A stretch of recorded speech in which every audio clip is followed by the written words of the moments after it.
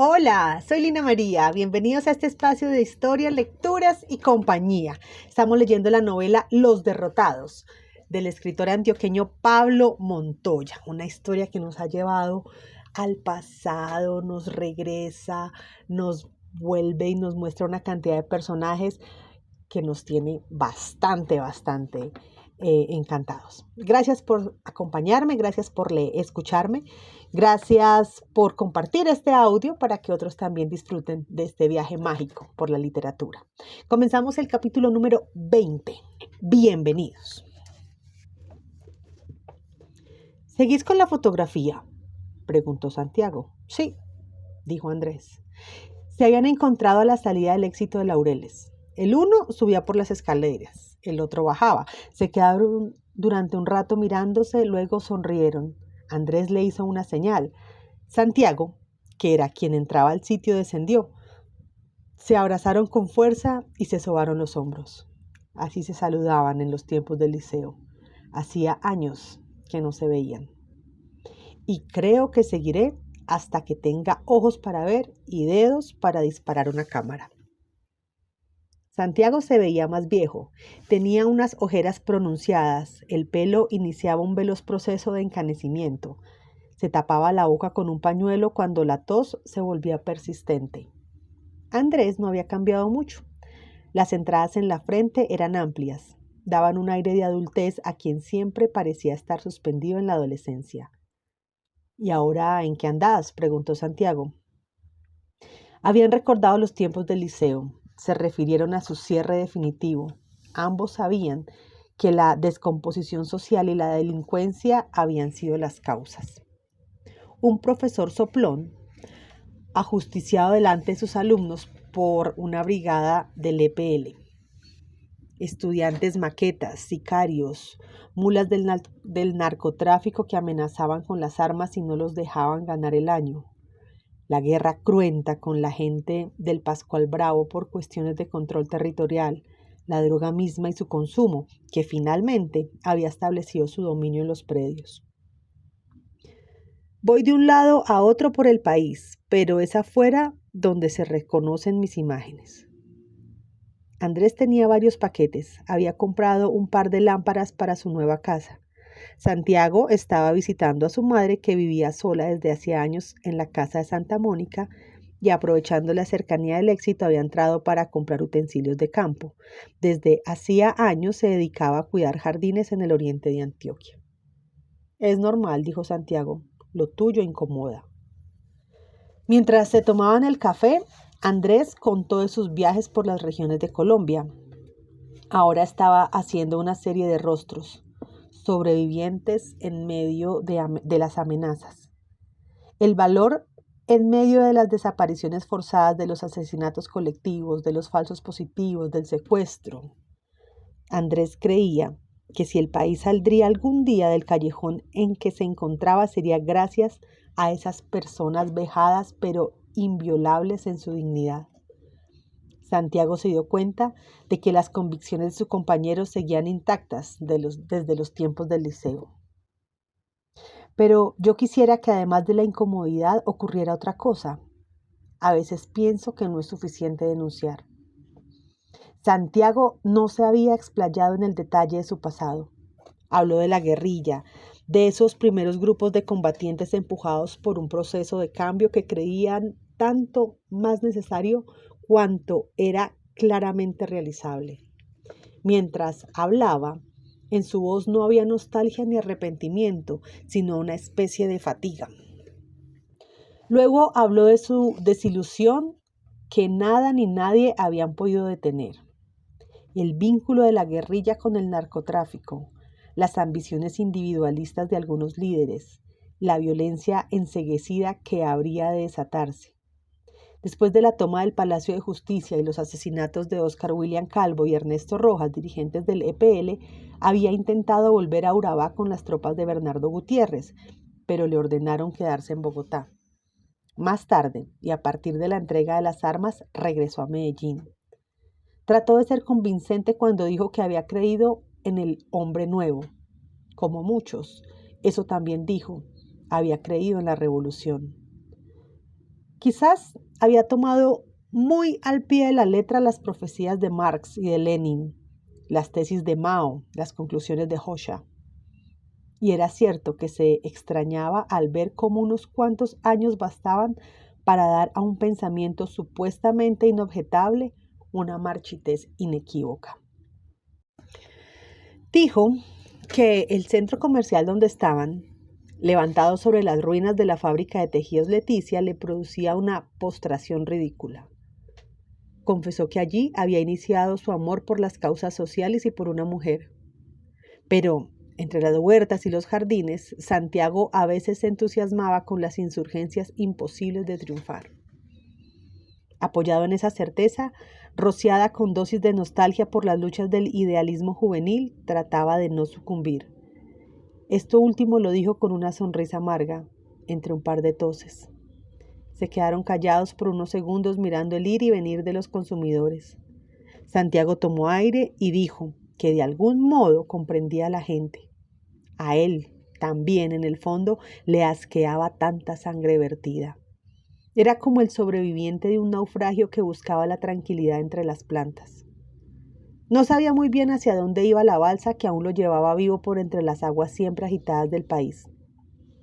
Aceptaba el fracaso y tenía la conciencia más o menos equilibrada, aunque en ciertas noches el sueño no arribaba y se ponía a hablar con sus muertos, que no eran pocos.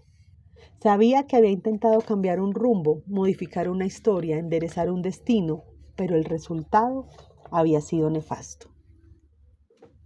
¿Y si ustedes hubieran ganado?, preguntó Andrés.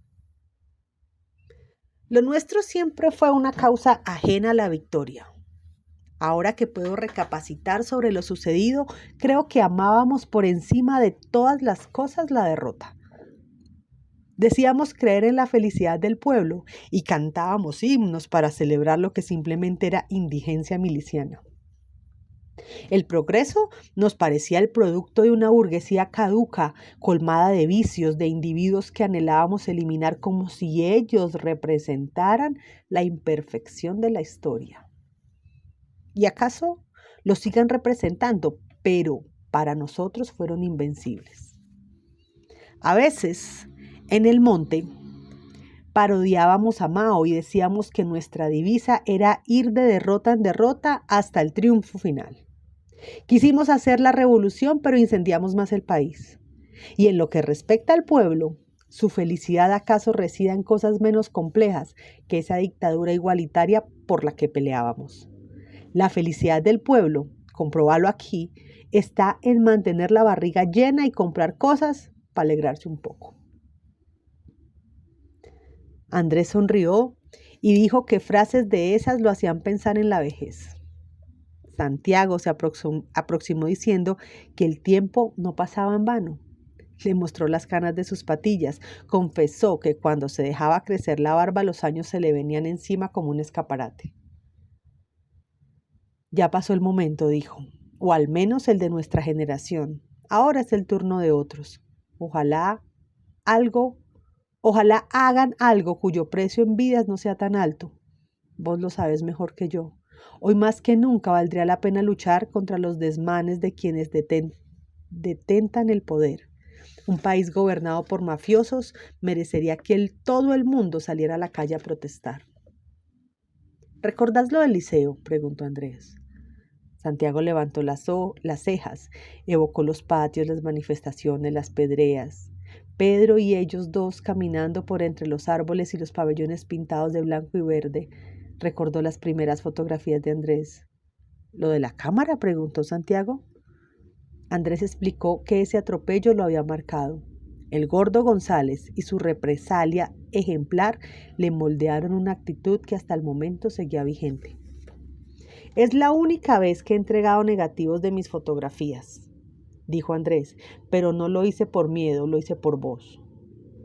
Se miraron fijamente, los ojos de Santiago con su aureola de insomne perpetuo, los de Andrés ajenos al descanso. En el fondo entre los dos existía un ascua de amistad inapagable. Santiago le tomó la mano y le apretó con fuerza. ¿Sabes qué pasó con González? Andrés supo que había muerto. Dio el último sorbo del café y se excusó para ir al baño. Santiago, mientras esperaba, miró el reloj. Volvió a recordar las compras que debía hacer, el rastrillo, guantes, un abono para los tomates, algunas semillas de flores. Además, Ángela le había repetido varias veces que no se le olvidara lo de los biberones. González, dijo Santiago, me enseñó el coraje. Con él aprendí a ser leal hasta más allá de la tortura. Fue también a Urabá, pero no resistió mucho. Tenía asma y el tiempo que pasó en el monte fue horrible. Casi se muere cuando le dio paludismo. Regresó para ocuparse de una brigada aquí en Medellín. Estaba destinado a ser uno de los máximos dirigentes urbanos del EPL. Su discurso era claro, convencía con esa mezcla suya de solidaridad con los compañeros y rigurosidad ante en los análisis sociales. Un día allanaron su casa en Castilla. Le encontraron panfletos, algunas capuchas, una pistola. No se llevaron a su compañera porque ella había salido a comprar las arepas y el quesito para el desayuno. González no resistió la tortura y cantó. Cometió el peor de los errores. Un guerrillero desleal es una vergüenza. Fue expulsado y nadie creyó en él. Su vida se volvió un barco al garete. Si no fuera por su mujer, creo que se hubiera pegado un tiro. Lo ves con frecuencia. Cuando nos veíamos, terminábamos en un bar de Palacé. Bebía hasta caer en un llanto vergonzoso. La última vez que hablamos me contó que tenía una moza que era adivina y leía el tarot. Juraba que lo tenía enyerbado. Esa madrugada que nos vimos me tocó empacarlo en un taxi, darle la dirección al conductor y mandarlo a su casa. Desde que iba en La Ceja dejé de verlo. ¿Y Pedro?, preguntó Santiago. Hace tiempo que perdí su rastro. Lo vi un par de veces el año pasado. Andaba con la idea de escribir algo sobre mis fotografías. Fue al estudio, miró mi archivo, yo le conté sobre ellas. Me dijo que apenas acabara el escrito me lo enviaría. Sobra decir que aún lo estoy esperando. Santiago recordó la excesiva desconfianza de Pedro. Supuso que Andrés jamás leería lo que el otro había escrito. ¿Tenés sus datos? Me gustaría saludarlo. Claro, dijo Andrés.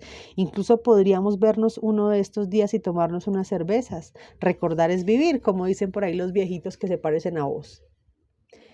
El directorio de Andrés era un caos de papeles sueltos con números y letras escritos en diferentes tintas. Se demoró en encontrar las referencias de Pedro. Cuando se levantaron, Andrés organizó los paquetes y habló de Alba. Confesó que estaba enamorado. Lo mío es eso, dijo como si estuviera hablando solo, tratar de aliviar el dolor de los otros. Santiago volvió a levantar las cejas. Escuchó que su amigo le contaba de la casa de la Loma de las Brujas. Tenía allí su estudio, compartía sus días con una mujer que tenía la esperanza de encontrar a un hijo desaparecido. ¿Y vos? ¿Vivís con alguien?, preguntó Andrés. Santiago dijo que tenía una mujer que amaba. Era muy joven y enseñaba en una escuela de La Ceja, pero eso sería historia para otro café, dijo. Se dieron los teléfonos, se prometieron llamarse y hubo un nuevo abrazo.